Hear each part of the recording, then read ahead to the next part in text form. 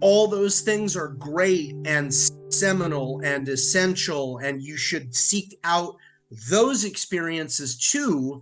But what Dog Brothers really made me realize is, oh, there are times when this is about violence and Yeah. stopping violence. Hello, my name is Jamie Sparling. Welcome to the FormABLE Podcast, where we talk about formable moments in martial arts and formable moments in the lives of martial artists. Today, before I get going, please hit that like and subscribe button and all that good stuff. Today, I have Dr. Bryan Stoops here with me. The first time I met Dr. Stoops was at the Inosanto Academy during a CLOT camp. And I followed him and had him on a different podcast as well. He's a stand up comedian, all around great person, and a great martial artist. How's it going there, Bryan? Hi, Jamie. I'm doing well. Thank you. How are you?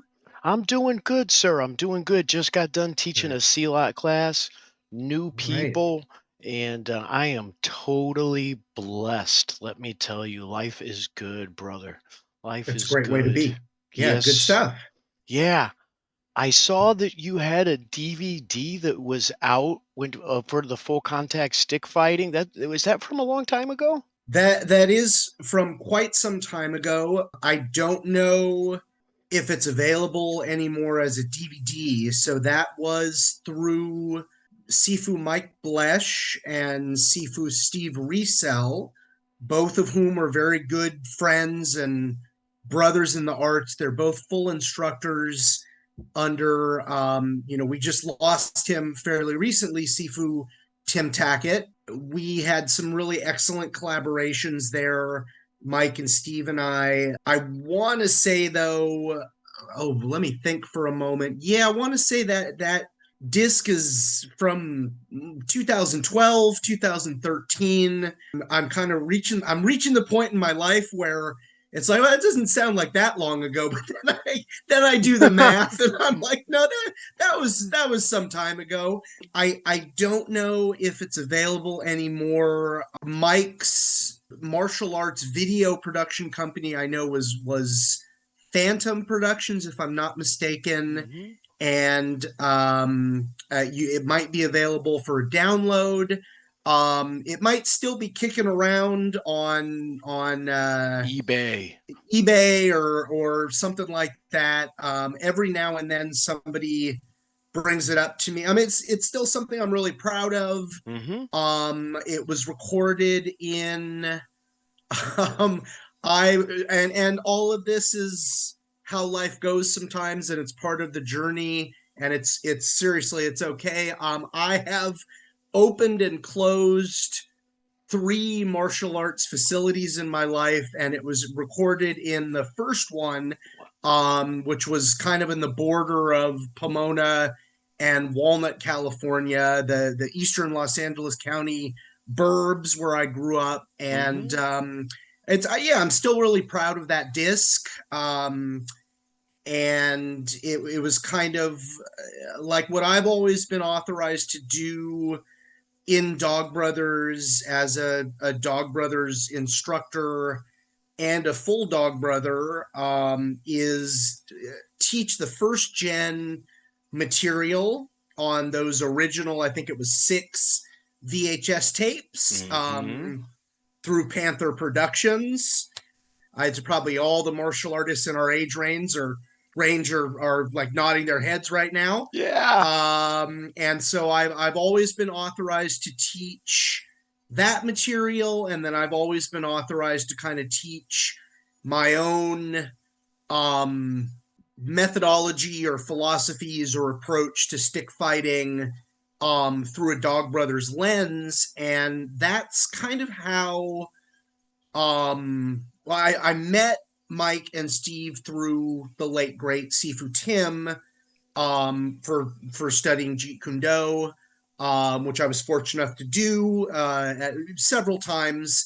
I wouldn't call myself a regular student, but I got out to the garage in Redlands a few times. I actually met Sifu Tim at Sifu, and now we're going to have to say the late, unfortunately, Sifu Bud Thompson School, I'm sure we'll talk about that as well.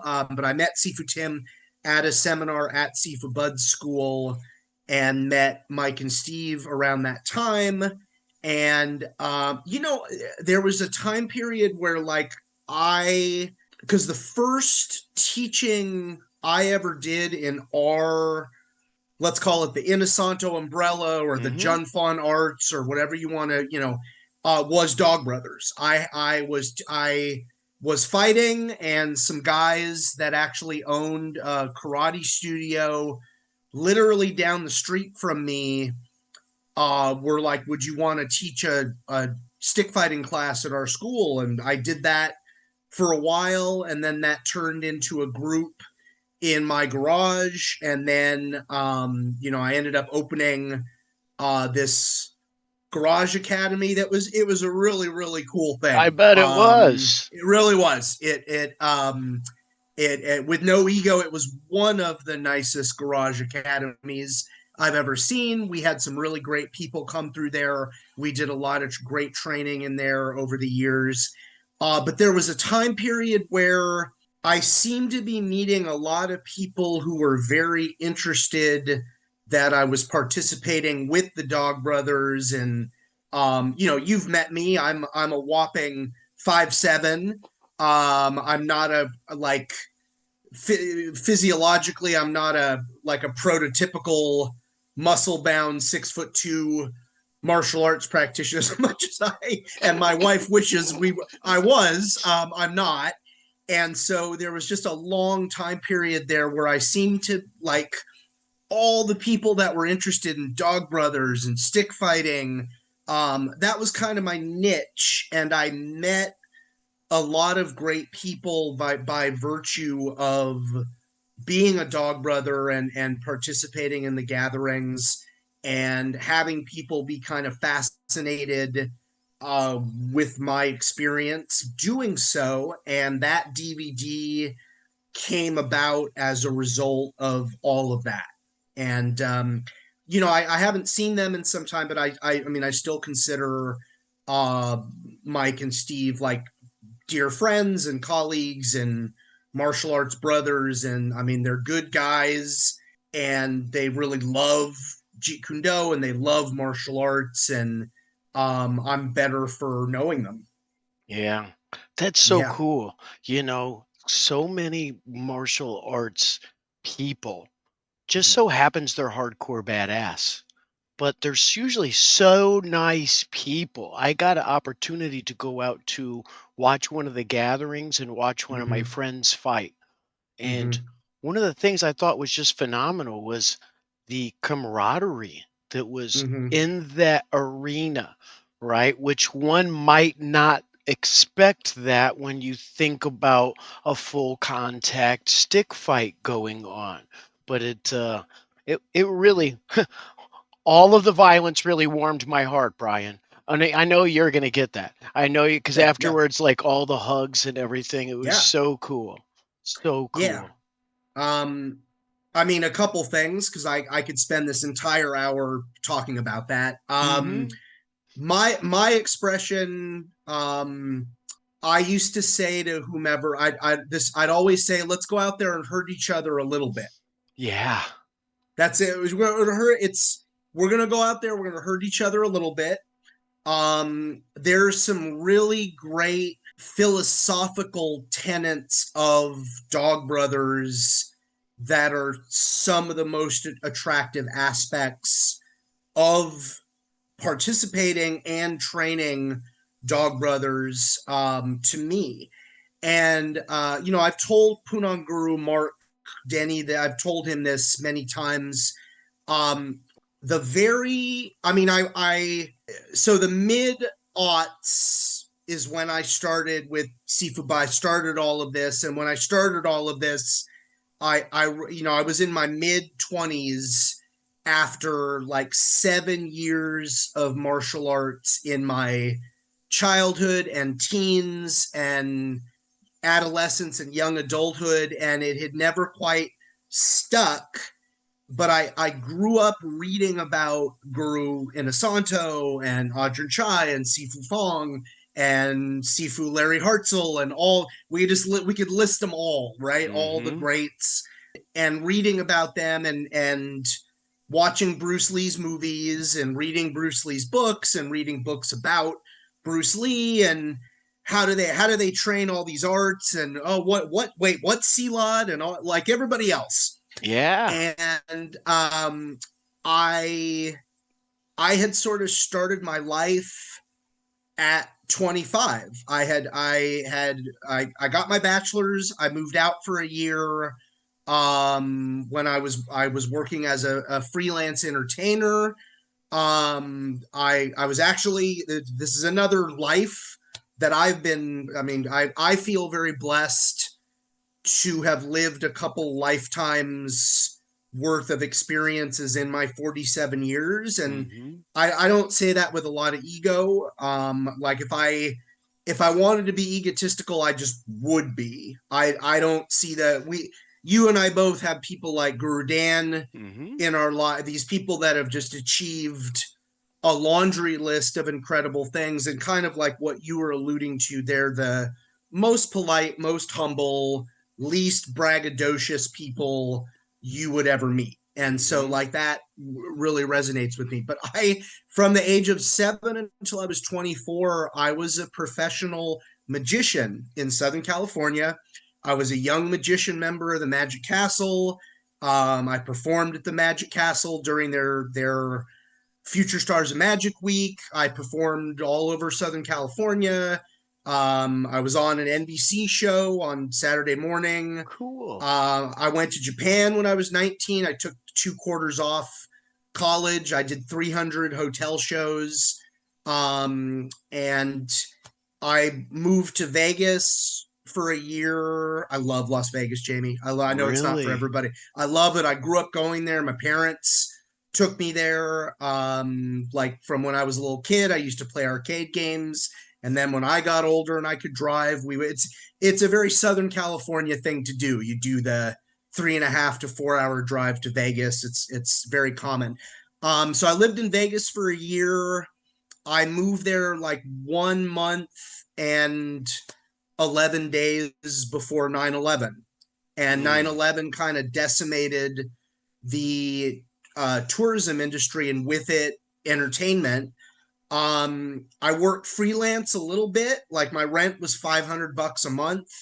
So this is a long time ago. And so I do a couple shows a couple shows a month, make fairly decent money. I had some savings at the time as well. It was a very interesting year. It was also a very strange, slow year because everything had slowed down, and that, post 9/11 reconstruction or reconfiguring what the national identity was, that whole time period was very strange. I moved back home.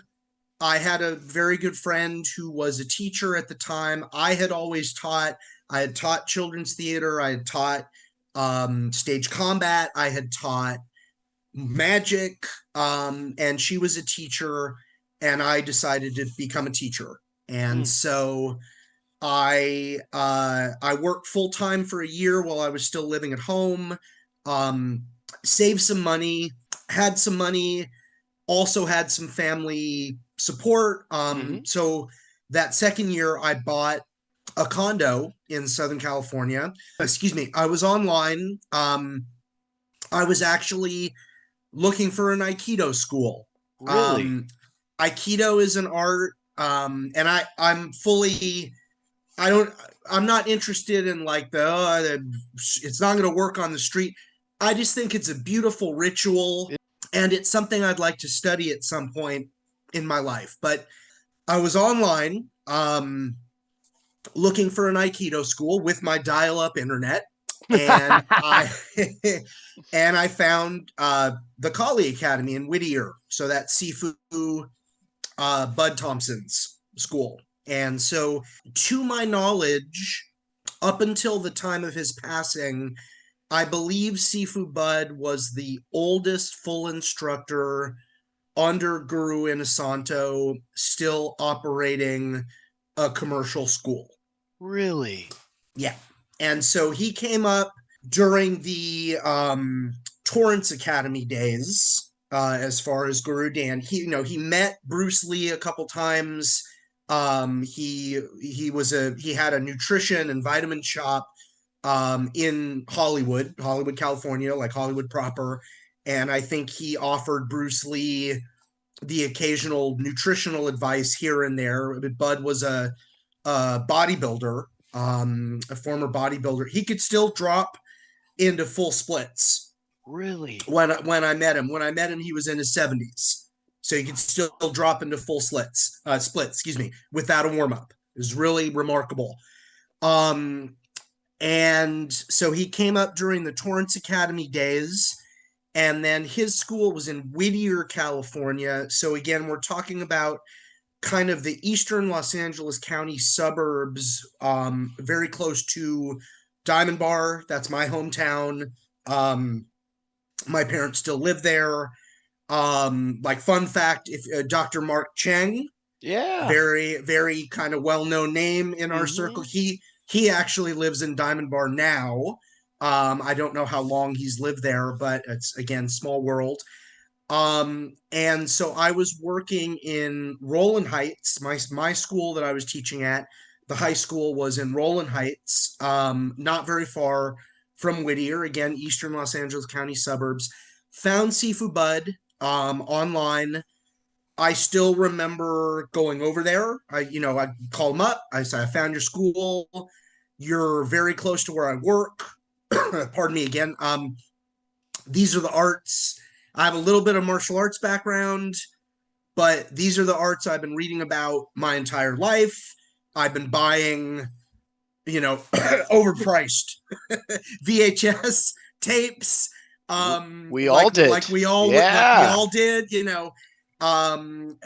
learning various things here. But like, these are the arts I've been looking for my entire life. Can I come down? I went down. I met him. He gave me a tour of the school. I still remember this moment. I asked him, I'm like, so is there like a waiting list, or what do I need to do? And he kind of laughed. He's like, there's no waiting list. It's, if you'd like to join, this is what it costs, and this is what your dues will be. And this is what, and so I signed up, and we were off. To the races. Off to the races. And I did my first training with Guru Dan at Sifu Bud's school. Guru Dan, I don't want to. It doesn't really happen these days anymore, and so I feel special and blessed. Yeah.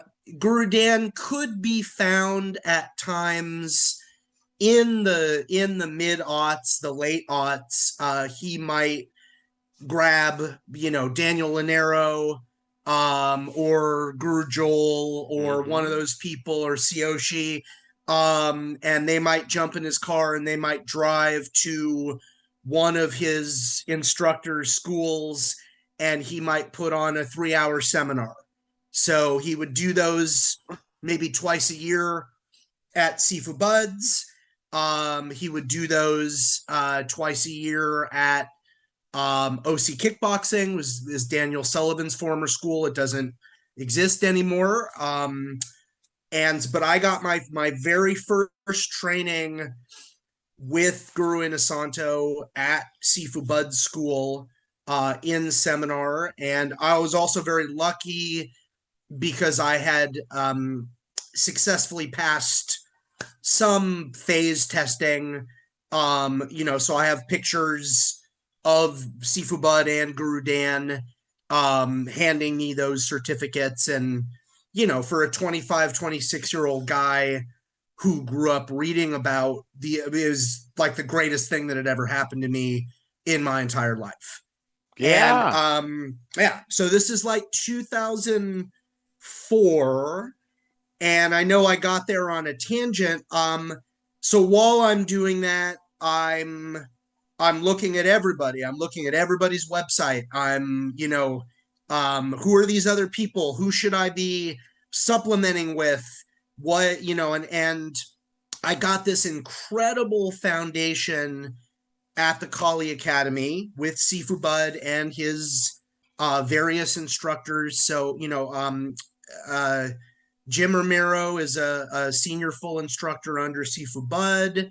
Michael Berkery is a full instructor under Sifu Bud. Lionel Luna is an associate or a full instructor. And there were more people, but these were my initial, and then learning from them and learning from Sifu Bud. And it was very much a JKD school because you could work with any of those instructors and they were all good. They all had different strengths and they had different things to offer you. And so that was really cool. And then we had just all these incredible seminars, Professor Salem with Savat, and that was my initial exposure to Savat, and Mahaguru Stephen Plink, who I strong opinion. I'm gonna, now that Pendicard Paul Detours is no longer with us, I'm going to say that Mahaguru Steve is the strongest traditional Silat player in the United States. And if Nice. I'm hoping I'm not offending anybody, but we got a lot of seminar hours with Mahaguru Steve. And then again, I'm jumping on the internet every chance I get, and I'm looking, and I'm who else can I go, and who's got a seminar, and where can I go, and where can I supplement? And what started this whole tangent, one of the most important pieces of content from Dog Brothers that I ever saw, it was Punong Guru Crafty, Mark Denny. He was just talking to the group after what I believe was the very first Die Less Often seminar. Okay. And it was just him talking. And there was no movement. The seminar was over. They were debriefing. They were talking. They were getting ready to like bow it out and be done for the day. And you hear lots of different things, and I would say this to anybody who's going to listen to this in any facet of martial arts. Like, you hear various things, you hear various opinions. Everybody's got an opinion. Everybody, if you haven't experienced the thing for yourself, your knowledge is limited if you're just hearing the opinions of other people. So I was hearing a lot of strong opinions about Dog Brothers. Oh, they're crazy. They don't have any technique. If you work with, they're going to kill you if you, like all kinds of nonsense. And that clip, I just remember thinking, well, this is the furthest thing from crazy or reckless. This is very strategic and very intellectual. And so I attended the second Die Less Often seminar, and then I think the third is what that was ever held, and came away really aware that I was learning all these cool martial arts, looking at them in a particular lens. And that was the lens of class, right? So I go to class and we grab our soft sticks, or we grab our sticks, or we grab our training daggers, or we put on our gloves, and all those things are great and seminal and essential, and you should seek out those experiences too. But what Dog Brothers really made me realize is, there are times when this is about violence and stopping violence and real world, in-class violence. I don't want to say that, on the streets, because we can talk about that, but I mean, that's what we're talking about here. And so Dog Brothers really made me realize, like, I need that lens too. because I'm loving what's going on in class. Mm-hmm. I love it's beautiful and it's organized and it's systematic, and I'm doing all these things that as somebody, and the other thing that Dog Brothers gave me when I started fighting, I'm not a natural athlete. I didn't really grow up playing sports. Like I played sports in PE a bit. I had a basketball hoop out in front of the house at my parents' house, and like we'd play on the street a bit. But I would never describe myself as like a great athlete. So to be able to fight in the Dog Brothers real contact stick fighting environment and do well and be told, oh, we can see your growth. You keep showing up. And every time you show up, we see that your skills are developing. That's what we're looking for. Okay. And it's been a couple gatherings. Now your dog, Bryan. Okay. It's been a couple more gatherings. We're still seeing growth. Pick your nickname. And I'm glad I wrestle a lot, Jamie, because I thought for a long time, I'm a huge Star Wars fan. Me but too. it's gone up and down, and I could spend a whole 30 minutes on that.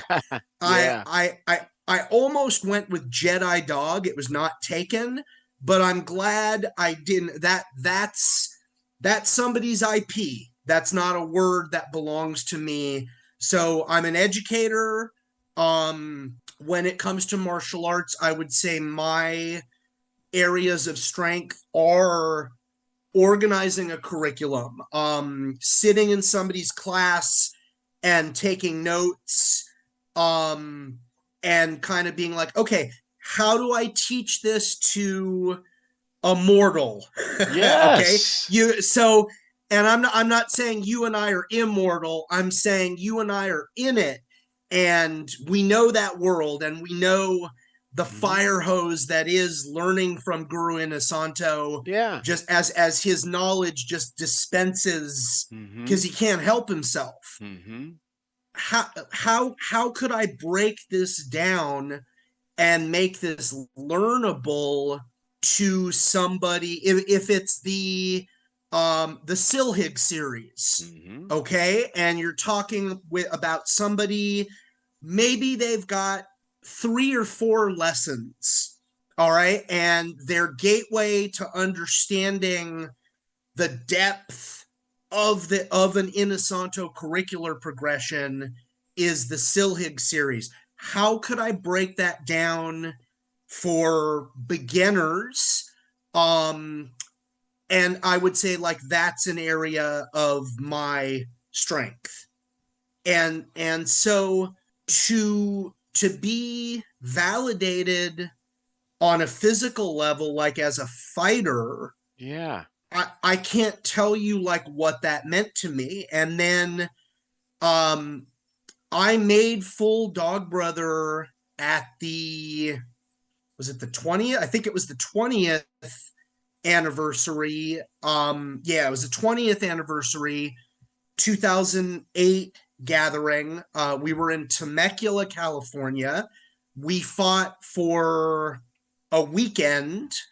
And I was young enough and still new enough to not get in my own way. I fought everybody. I think I had 9, I'm not to tell old war stories, but like, I think I had 8 to 10 fights my first day and like maybe 3 or 4 the second day. And I purposefully, so like I fought Lonely Dog, Benjamin Rittner. He's one of the best. He's one of the best to ever stick fight. And I don't normally have hard opinions like I'm about to give you. If you are going to argue that Ben isn't one of the greatest stick fighters who's ever lived, you don't know enough about stick fighting. Okay? Yeah, brother. So I fought people like him.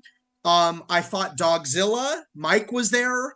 That was the end of the first day. I went over to him. I'm like, hey, I gotta fight you. I gotta, and the actual this was a huge compliment. The stick fight portion went really, really well for me. Good. And it wasn't until Mike like closed and took me down and he's a giant, and I was just like, okay, let's we're good. And then Mike actually told me later, he was like, the only reason that I started grappling with you is you hit my hand so hard, I didn't know if you broke my hand.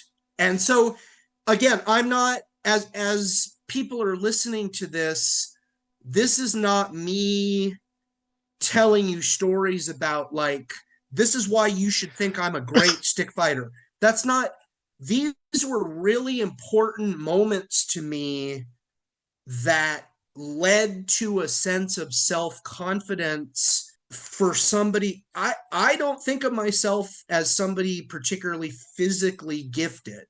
I really don't. I don't think of myself like that. Never. Right. And so to receive that kind of feedback, what I can't tell you what that did for me. And then I'll just share this real quickly. So do you know John and Suzanne Spezzano? Are those names yeah. And so I always refer to John and Susie as my martial art big brother and big sister, which is a really bad expression because they're married. But right. But that's kind of that's very much what they were for me. Like John was such a mentor.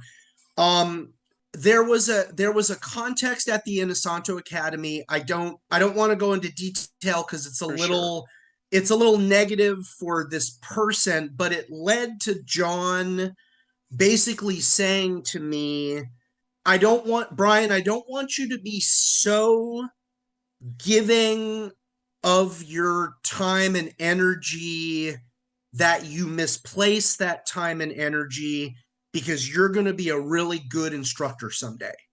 And like, I remember that moment, and like that validation was like, that was really important to hear. So there's all these seminal moments. I'm aware I've been talking for a long time.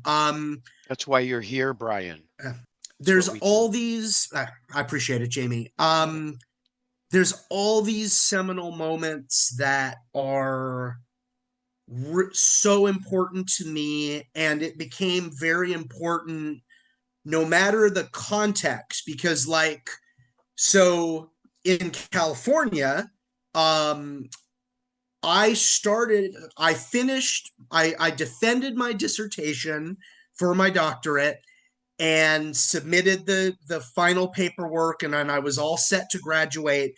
And a couple weeks later, I opened a legit commercial martial arts school in my garage. I had a home-based business license.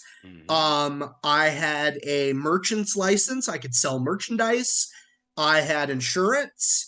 We had equipment.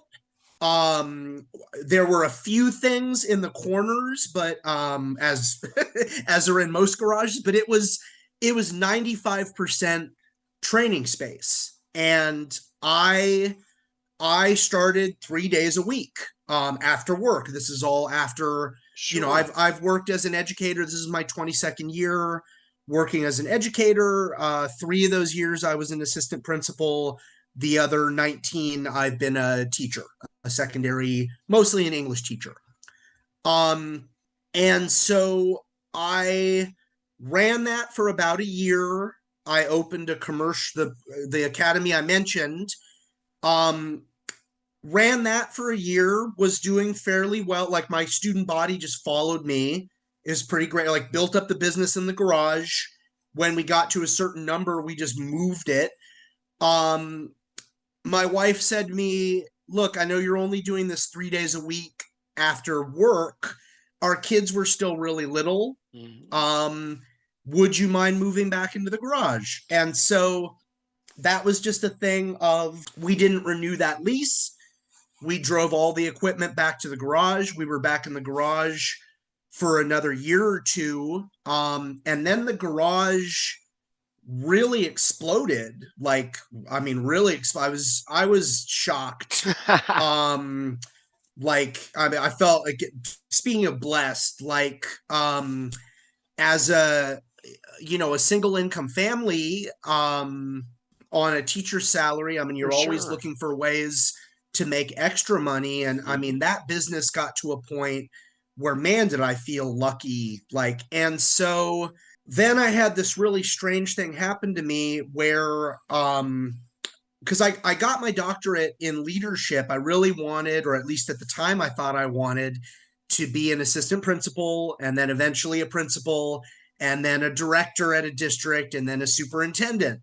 Mhm. Um, and so I got my doctorate and I got a leadership credential, and breaking through and getting that first job as an administrator just eluded me for a really long time.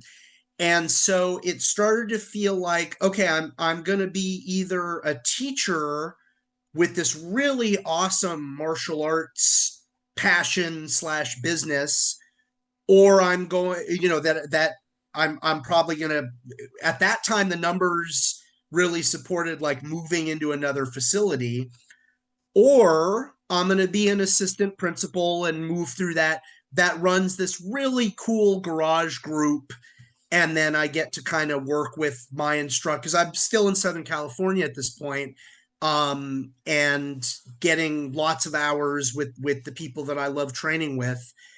Um, I opened a 1,500 square foot. It was a really neat facility in Upland, California, and that's San Bernardino County, but like close enough to where I grew up. And then about 2 or 3 months, I got 2 interviews for assistant principal positions.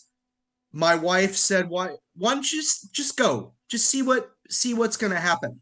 Um, the first one, I don't know if you, Jamie, if you've ever been on a job interview where you knew during the interview, I'm not getting this job. This is Yeah. not Oh, yeah, I can this is relate. not yeah, this is not a fit. They don't like me. I don't really like them. I'm not gonna like walk out or anything, but the sooner this wraps up, the better, Mhm. because this is not. And then it was the next day, or because this is during the summer, um, the next day or maybe a day or two later, then I had the complete polar opposite, which was when I got home and my wife asked me, how did it go? I said, if they don't want to see me again for a final interview, it's got nothing to do with me, because that was, I couldn't do anything better than how that went. They called me back a day or two later and then they offered me the job. And Wow. so that was this crazy thing of trying to be a high school assistant principal. I'm not whining. It's what I signed up for.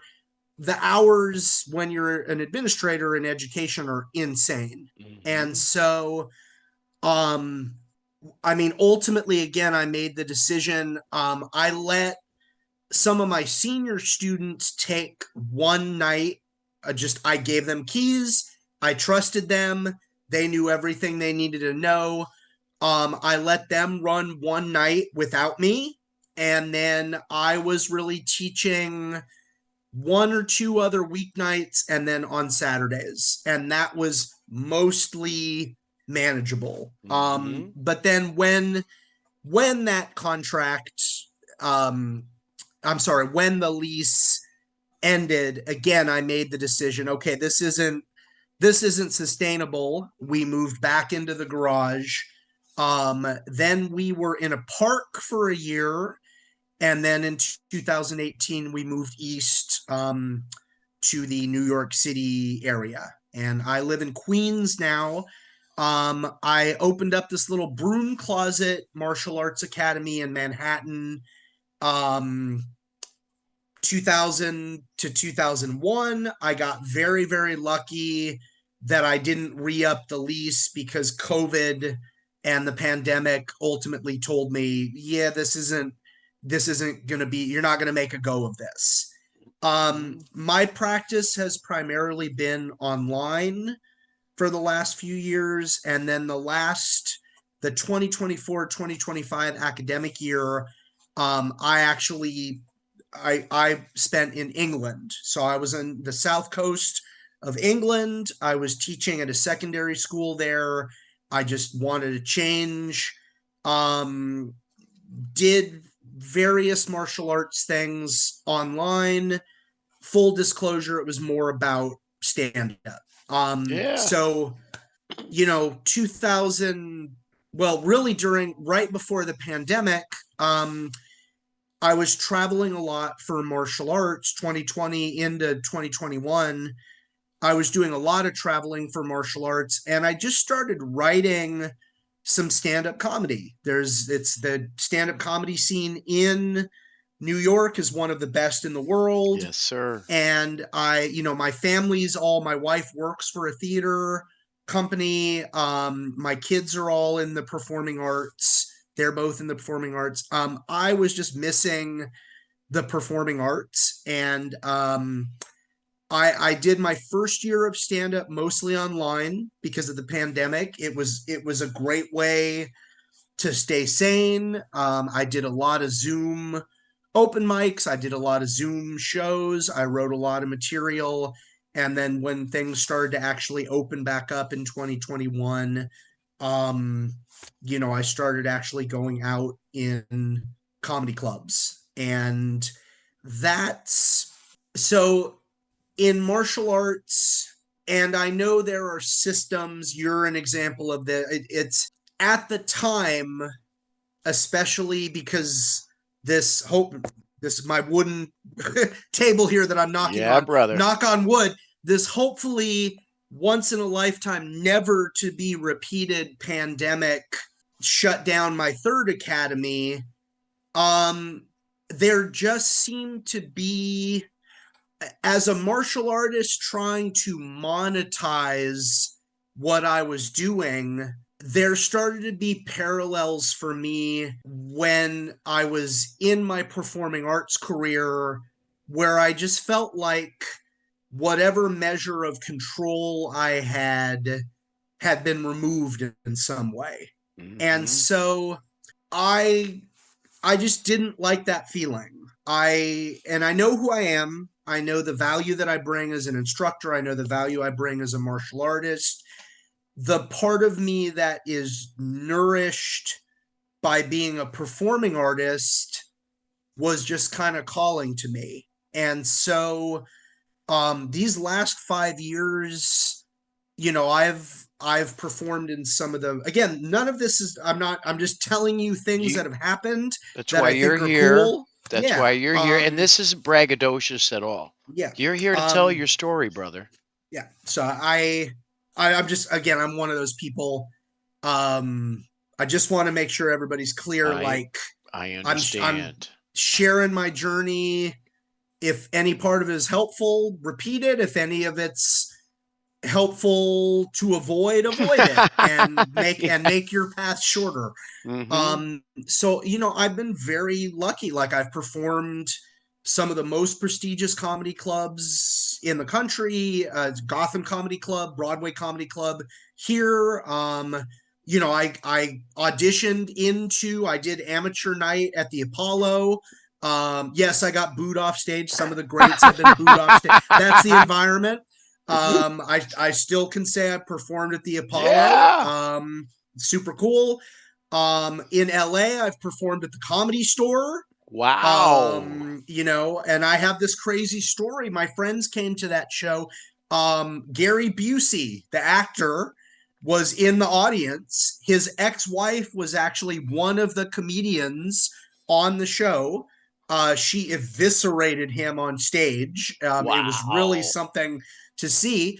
But then, I had a killer set. I felt great about it. I got a great response. It wasn't just my friends. Like, I was levitating. Like, I felt like I killed. It went really, really well. Then I got to go meet Gary Busey and talk to him for a minute or so after the show. It was a really cool, surreal experience. Mm-hmm. And then just some of the most prestigious comedy and performing arts festivals around the world. So the Edinburgh Fringe, the Melbourne International Comedy Festival, the Glasgow International Comedy Festival. At this point, I've basically done every major festival in the UK. Good for I mean, you. pretty much every single one. And while I was in England, whenever I wasn't teaching English, I was doing stand up. And so at this point, I've done stand up in 22 countries, 5 continents. I am in the next couple of years, like I want to add somewhere in South America so I can say 6 continents. That sounds very cool to me. I do have a special. My first special is called Celebrity Girlfriend Draft. It's a mostly clean special.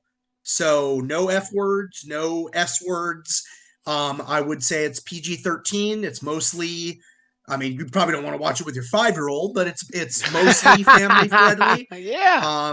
That's available on YouTube, and so I would just point people to my martial. And so let me also backtrack. During the pandemic, what was my goal? I think my goal was to record and post 100 hours of martial arts instructional content. So, I ran, I think I was doing 3 days a week. It's been a long time, everybody. I'm sorry. I think I was doing Zoom classes 3 nights a week. They were free. It was keeping me sane as well. And all that content got posted. So my first name is Bryan with a Y. I always like to say, spelled correctly. And so just Bryan Stoops, Stoops, just like the football coach, same last name, no relation, unfortunately. None of that coaching money here. But Bryan Stoops Martial Arts. It's you can find me really easily on YouTube. All of that content is there.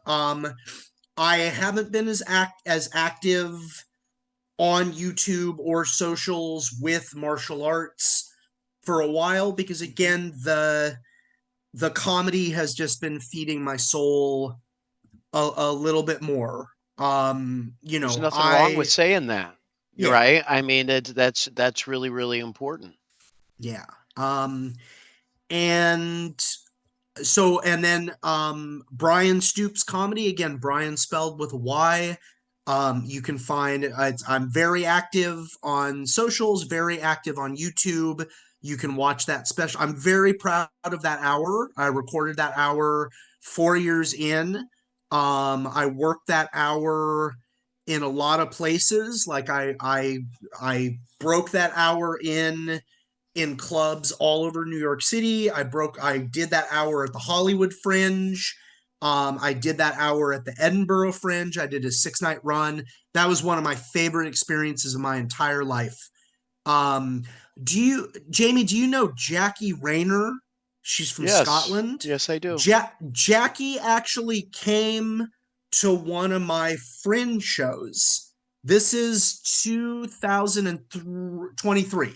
2023. So Jackie didn't tell me she was coming. Jackie just came by one of those shows. Very cool. She's always been a friend, and so that was really neat.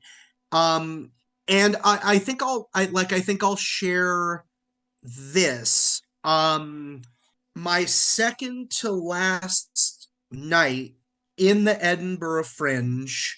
This is August of 2023. I had one more show to go. One of the most fun experiences. I definitely want to do it again. It's probably going to be a while. I think, again, international travel. I need to be here. Yeah.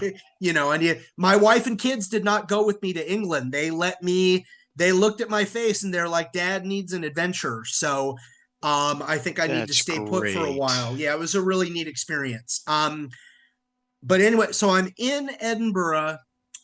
I'm done with that show. I'm having they have this soft drink in Scotland that I got addicted to called Iron Brew.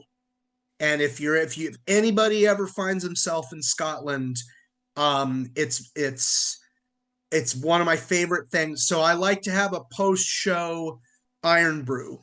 and I'm sitting in the performers bar area Mm-hmm. drinking an iron brew. Jamie, I was filled with the most profound sense that all the great moments in my life are part of some kind of a plan. And I, within that plan, I was filled with the sense of being looked after and cared for, whether that was a higher power or destiny or just endorphins and me having that wonderful, I get the same high teaching a great martial arts class or Mm-hmm. taking a great martial, that wonderful post, excuse me, activity that you love kind of rush. Mm-hmm. But it was also coupled with this, I it was the strongest feeling like, oh, you were always going to do this, Bryan. That's like cool. like when they, I mean, I'm not, this is the pop cult, this is where my mind goes. At the end of the film version of The Shining, when they cut back to the picture from 1921 and Jack is part of the picture, like, Yes. but it was that, nothing supernatural and nothing fiction, but it was me feeling like all the great moments of my life are part of some plan. And within that plan is some energy looking out for me that is invested in making sure I live those experiences that are part of this wave that I'm riding. And it was one of the coolest feel. I don't want, I know some people might roll their eye. Like, I journaled, I wrote down, no, I'm like, I gotta bottle this feeling so I can come back to it Yeah. on the dark days, the days where I'm tired, the days where the subway isn't running. I'm gonna need this. But it was really one of the most powerful moments.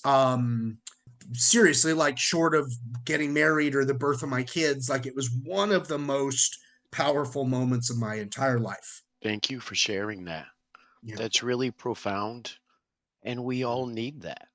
Yeah. At some Um, moment, whatever that is, yeah. however it goes. And Yeah. I Yeah. really So I was just, I like, look for those moments, everybody, and embrace them and, like, revel when they're happening. I had another, when I was in Germany, going from country to country. I was doing some stand up in Germany as part of this year in England, and I was reading, devouring this book I was really enjoying, and I was struck like a thunderbolt. Like, this is an important moment. This is one of those Edinburgh Fringe, like, predestined moments. So I think that's, and I mean, martial arts for sure. Mhm. I've had those moments.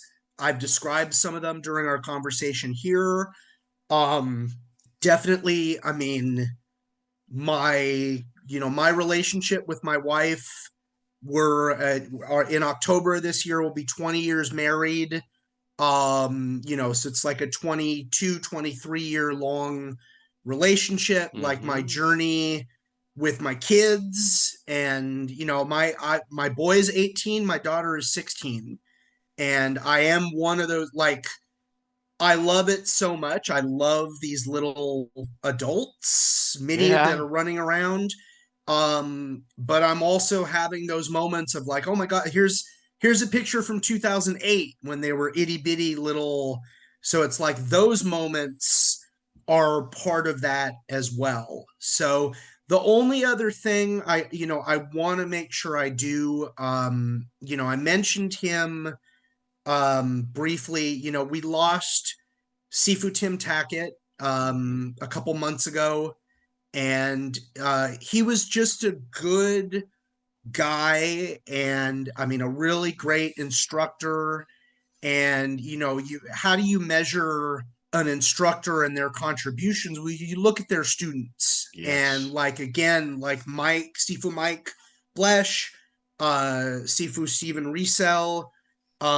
Steve is still in Southern California. I think he's still, actually, I think he teaches Kempo and some JKD in Diamond Bar. I know I've talked about Diamond Bar a lot.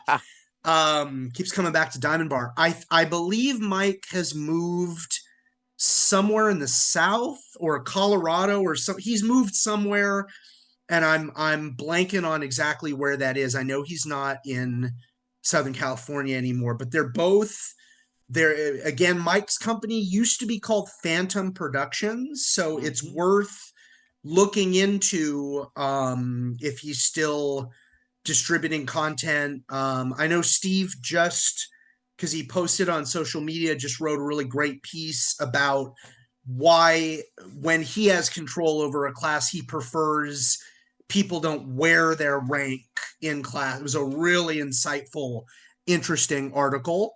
And so they're definitely worth looking up. But and then Sifu Jeremy Lynch was one of Sifu Tim's seniors, and he's somebody like we all held for Jeremy's sidekick, excuse me, at Sifu Bud's school, and he would make us fly across the room. Like, he's one of those guys, really great martial artist, great instructor. So, the loss of Sifu Tim is really significant, and like his work and his contributions carry on through his students. And I always really loved, look, you have the Inosanto lens at Junfon and JKD, and then Sifu Tim, influenced by the late great Bob Bremer. That was this other really cool lens to look at JKD through. I know I just ended a sentence on a preposition. Psh, bad English teacher. But but I mean, really, just this great. And so Sifu Tim, Guru Dan was his instructor. Some people get that twisted. He never trained with Bruce Lee. It's Guru. He acknowledges Guru Dan as his instructor. He was also very vocal. He didn't want to train everything that Guru Dan was exploring, and Bob didn't either. And they were very clear in like, oh, this warrants investigation. We don't think we're interested in this. And that's fine. Absolutely. But Sifu Tim was always, he didn't want to call his thing original JKD, because then we get into the concepts versus the labeling, we don't want to do that. So he would just call what he did old school JKD. And he learned JKD from Guru Inosanto, and then he had Bob Bremer as this other lens, and it made for really fascinating learning. So like, I highly encourage Steve Resell, Sifu Steve, and Mike. The organization was called Chinatown JKD. I did one of their like weekend training. It was really hard training. It was really great training, really focused, like so many hours on the straight lead. And so, when like, that's a really cool area to go into when you have a couple of decades, doing the Ping Choi series with Guru Dan, right? So like, again, like I was saying, and I'm cognizant of our time here, seek out experiences, everybody. And I'm not the first person to say that. Like, Burton Richardson has talked about that. There have been a lot of people who have talked about that. If there's something if you're a JKD person and you're like, well, I don't know about all that cross training. Okay, think about it like this. Go seek out the experience of sparring with a superior boxer. Go seek out the experience of sparring with a really good Thai boxer. roll with a really good submission grappler. Okay. And if you're open to it, because I'm all about if we can avoid arguments, seriously, let's avoid arguments. For real. You don't have to call it JKD. Go do some stick fighting, because it's gonna change the way that you perceive angles and you look at structure and you look at openings. Go seek out those experiences. And it does. And for me, and I mean, I don't want to spend people's money for them. The seminar is the greatest thing because it's a one-off. You go, you see if you like it, you have the experience yourself. You're not relying on hearsay or internet bad-mouthing. You seek out the experience, and then you can objectively decide what you want to do with it. Yeah. Okay. I have an expression, and this is a loving expression, so please let me explain. I call it the Inosanto disease, but I am a proud virus carrier of the Inosanto. People who have the Inosanto disease, we see something and we go, that's really cool. I'd like to explore that to its furthest possible reaches, like go all the way to a full instructorship or a black belt, or that's very Inosanto to go into depth in multiple arts. All right. And as I'm describing, and again, that's a term of love. My students always know, whenever I would mention the Inosanto disease, there's nothing negative about catching that disease. That's a great disease to catch. I met you in the Petri dish. So right, exactly. So I totally get that. That's not just the home laboratory, Jamie. And if that doesn't work for you, then, and this is a Dog Brothers tenet, the language that you use purposefully is very important because it informs your perception. Yes. So like, I'll give you one Dog Brothers thing real quickly. So I'm right-handed. When I fight single stick and I'm serious about it, I fight with my right hand. Okay. But I'm going to say it for the purposes of this, but in my actual language, I never say strong hand, weak hand, because after so many years and decades of doing that, that becomes my reality, because that's the language I'm using. This is my dominant hand, and this is my complementary hand. I like it. And that's it. And I'm very aware my complementary hand does not have the natural gifts that my dominant hand does. So I've got to train it harder. Or if I'm working with somebody, I'm working with a child, and I want to be real playful, I might spar with my complementary hand because it's harder for me, and it's going to give them a slight advantage. You see what I'm saying? Yeah. Yeah. So that language that you use is very important. So if the idea, again, if cross-training, concept, if those are turn-off words, just think about it as, I'm going to go seek out this experience. I'm going to go that. Okay. Again, don't want to start an argument. That's really, in my mind, what Bruce Lee was all about. He wanted to experience these different arts so that he could figure out if there was anything valuable to extract the essence, and then maybe possibly integrate it into his tailor-made system of combat. Yes. All right. And that, if that's what you want to do, that's cool. That sounds good to me. There's value in that. There's value in studying what Bruce Lee was doing. There's value in, there's value. I've been involved with the Junfang Gung Fu Institute of Seattle for a few years now, since they started having instructor seminars. There's value in going to Seattle and working with Sifu Andy on the Seattle curriculum and seeing what Bruce Lee was doing and explore. Oh, this was the curriculum. This is what they were doing. This is how it led to the next level of his evolution. There is value in that. But that's an experience, going out there and doing that. Going to Tai Tong, Bruce Lee's favorite restaurant. There's value in that. It's interesting to kind of walk in his shoes and see the neighborhood and hear the stories.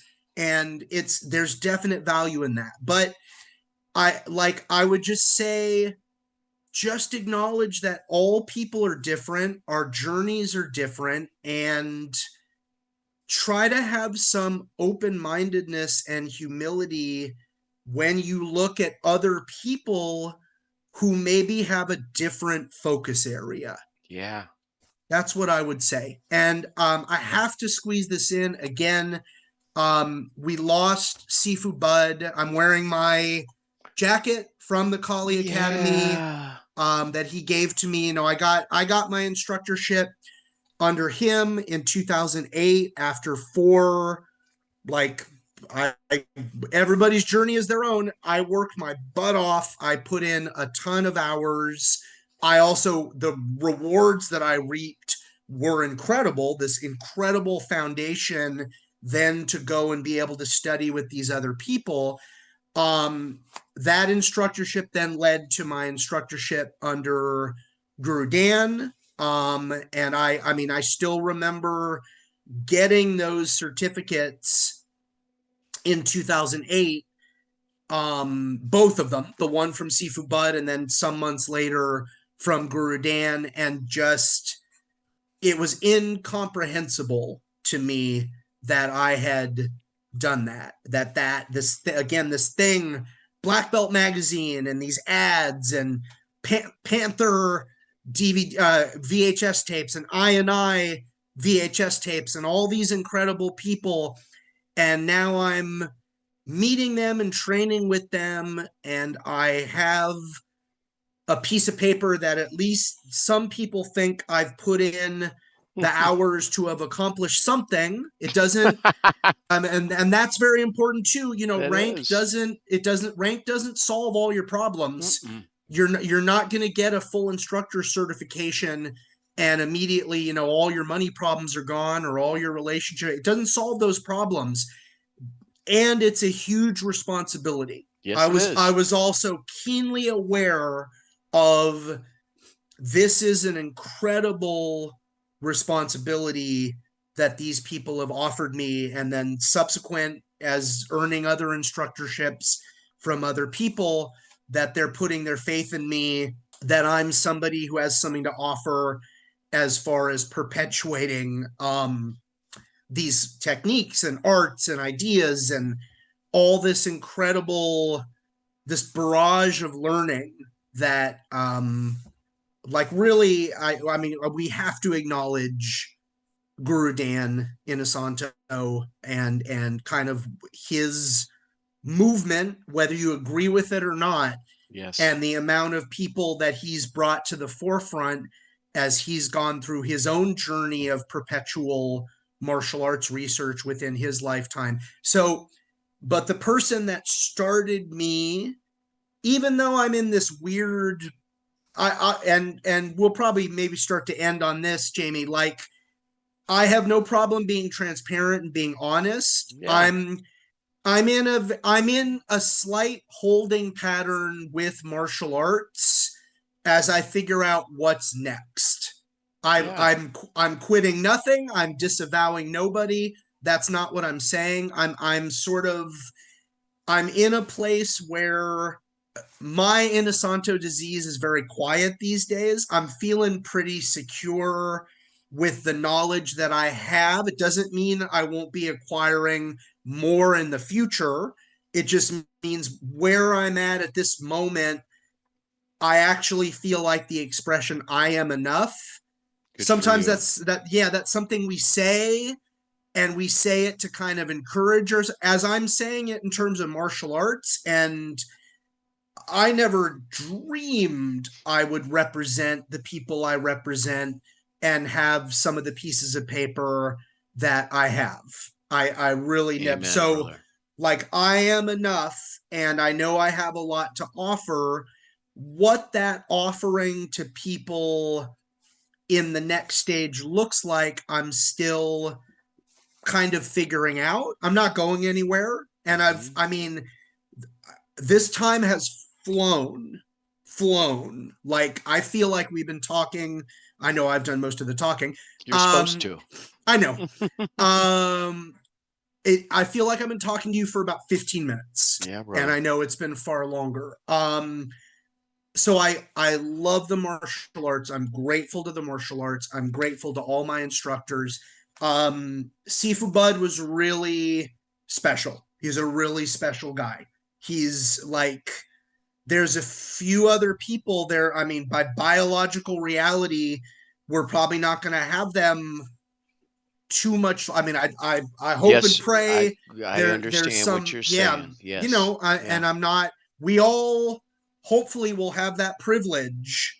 Like as I'm recording this, you know, James Vanderbeek passed away yesterday at 48.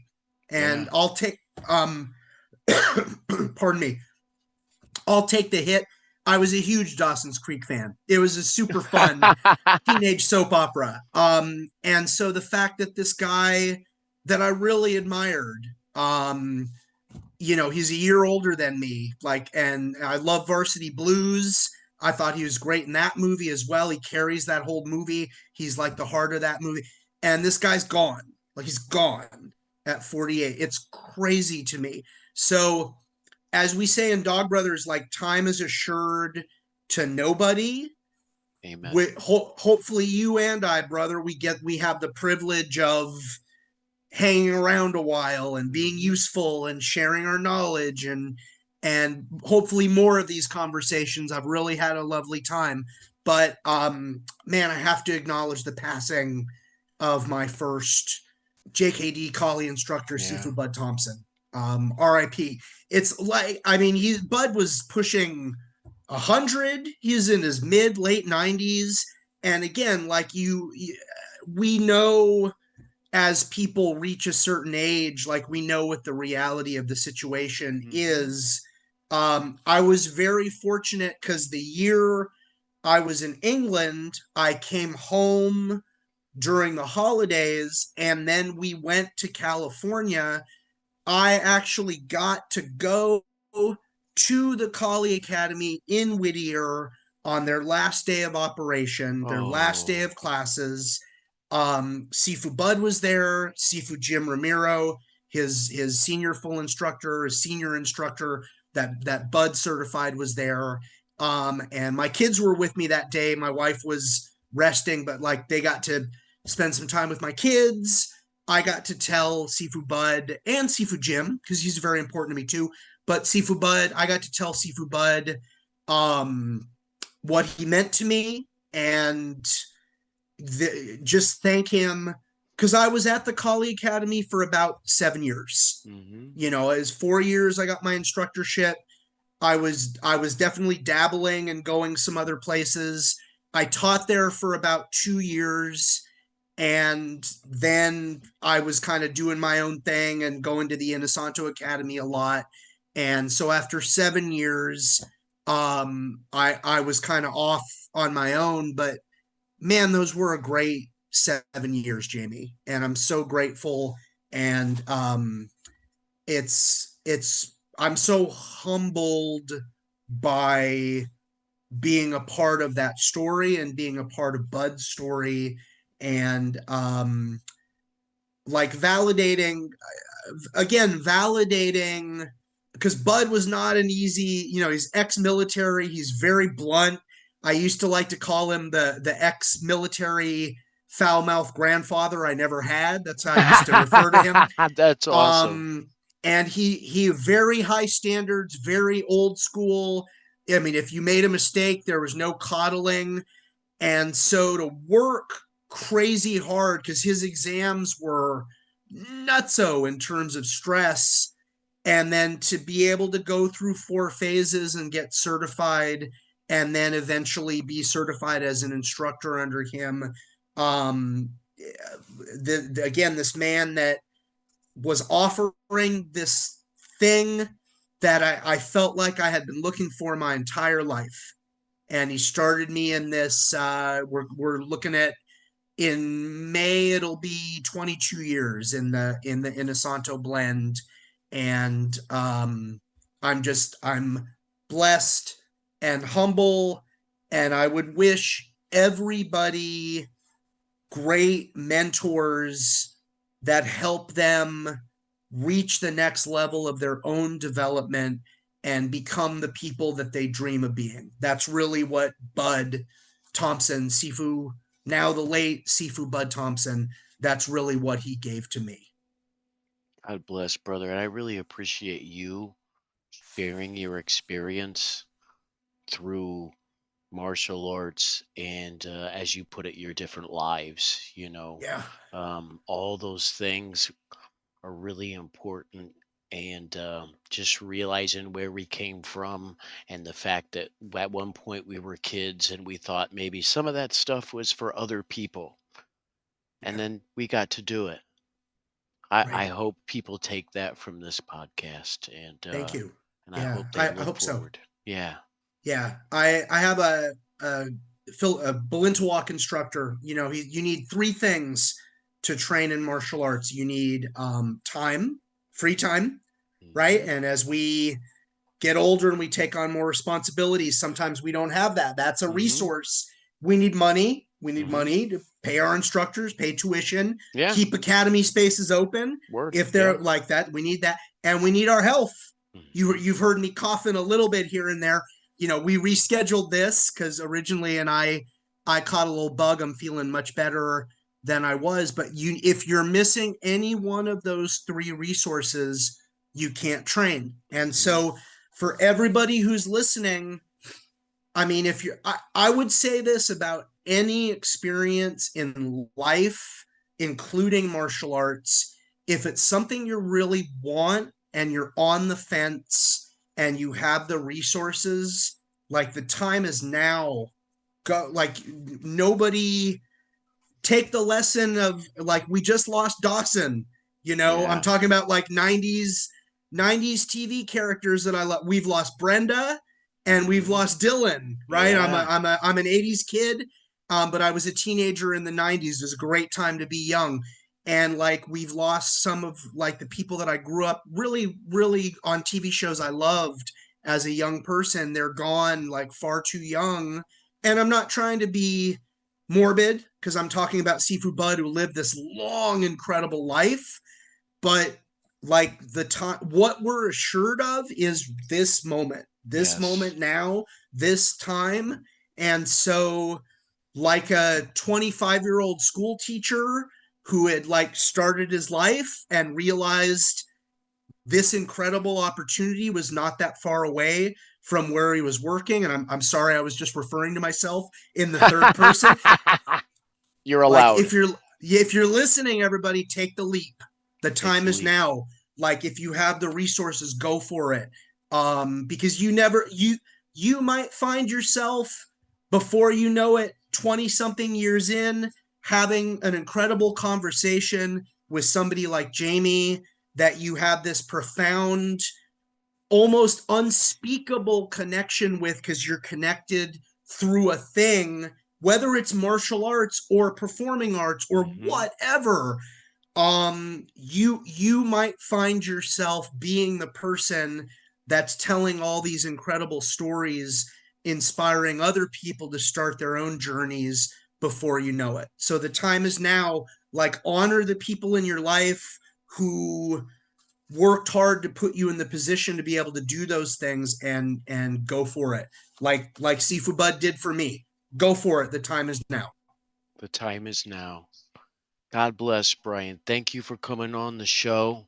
Thanks, I Jamie. appreciate you since the minute I met you. It's And mutual. Thank thank you. you. I Yeah. appreciate it so much. It's Jamie Yeah. Sparling with the FormABLE Podcast, Dr. Bryan Stoops, Bryan Stoops Comedy. You got it. YouTube, yes? Yes. Watch it. It's absolutely hilarious. You're gonna love it. And as he has taken the time to share these different things with us, just know that it's really important that you go for it right now, and that the only thing that is absolutely promised is that if you don't try right now, it definitely won't happen. We'll see Yeah, you next time. And you're going to come back and see us again, right?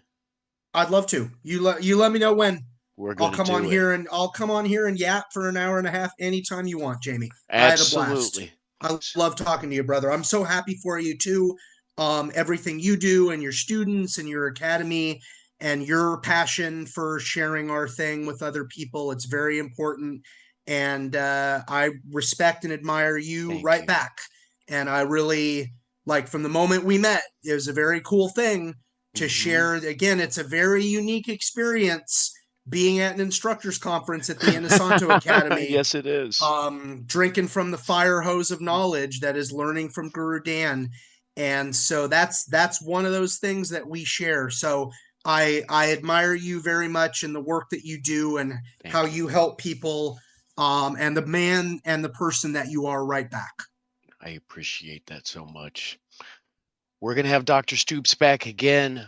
FormABLE Podcast, Jamie Sparling, Bryan Stoops, magician, comedian, martial artist, all the above. Just a guy out there trying to find experiences. And if we all do the same, we're going to have some pretty cool stories. Thanks for watching.